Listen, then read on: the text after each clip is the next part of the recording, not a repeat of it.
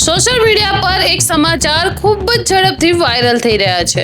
દાવો કરવામાં આવી રહ્યો છે કે ચીન અરુણાચલ પ્રદેશમાં એક ગામમાં ઘૂસી આવ્યું છે અને ભારતની જમીન પર કબજો કરી લીધો છે।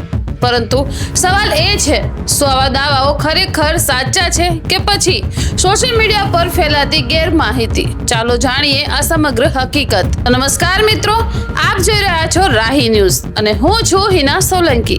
તાજેતરમાં અરુણાચલ પ્રદેશના ટાક્સિંગ વિસ્તાર સાથે જોડાયેલા કેટલાક સ્થાનિક સંગઠનોએ દાવો કર્યો હતો કે ચીન તેમના પરંપરાગત ચરાણ અને તેમની ખેતીના વિસ્તારમાં રસ્તો અને અન્ય માળખાના બનાવે છે।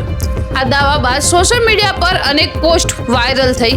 કેટલીક પોસ્ટમાં તો એવો પણ દાવો કરવામાં આવ્યો છે કે ચીન ભારતની અંદર 60 કિલોમીટર સુધી ઘૂસી આવ્યું છે। પરંતુ આવા દાવા બાદ ભારતીય સેનાએ સ્પષ્ટ નિવેદન આપ્યું છે કે આ પ્રકારના અહેવાલો ખોટા અને આધાર વિહોણા છે।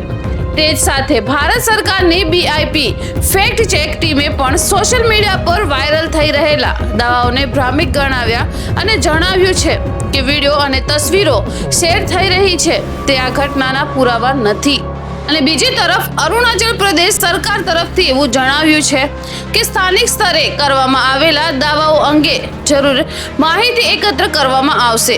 એટલે કે સ્થાનિક લોકોના દાવાઓ સામે કેન્દ્ર સરકાર અને ભારતીય સેનાનું સત્તાવાર વલણ અલગ છે।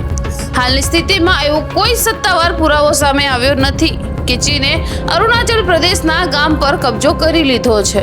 મિત્રો, સરહદ જેવા સંવેદનશીલ મુદ્દાઓ પર સોશિયલ મીડિયા પર જોવા મળતી દરેક માહિતી સાચી હોય તેવું જરૂરી નથી।